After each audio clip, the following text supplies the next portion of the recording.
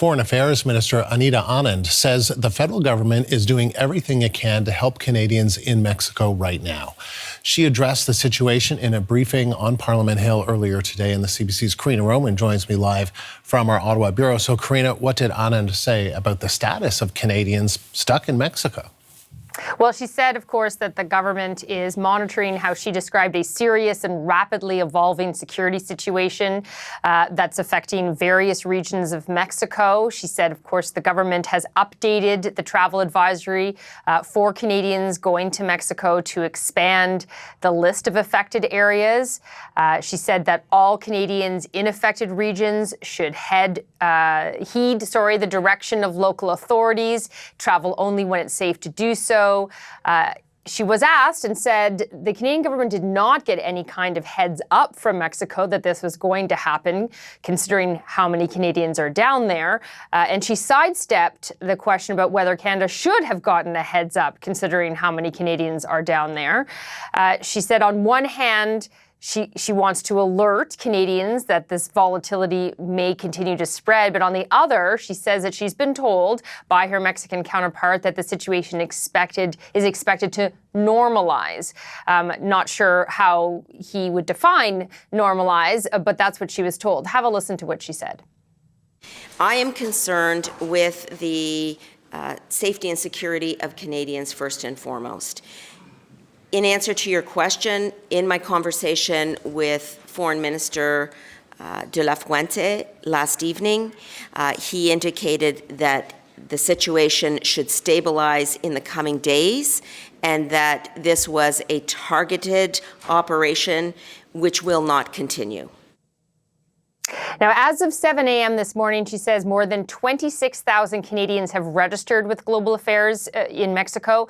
The registration is supposed to be able to make sure that travelers get up-to-date updates and travel advice. But since registration is voluntary, Anand says that the actual number of Canadians in Mexico is likely much higher than that. And then she was given questions about the registration system going down last night, people having lots of trouble registering. She acknowledged that this did happen due to the surge in demand, but that it's been fixed. And she said in the last 24 hours, Canada's Emergency Watch and Response Centre received 440 calls, Andrew. 3 of those calls involve consular cases. 2 of those are injuries that she says are non-life-threatening, would give no more detail about that. She said their government is not considering sending repatriation flights at this time, nor any kind of military assistance, and that today she had arranged a briefing in English and in French for MPs who obviously would have perhaps constituents there who are very concerned. And Karina, Anand was also asked about some other topics as well, including the situation in Cuba and an upcoming overseas trip for the Prime Minister. What did we hear about those?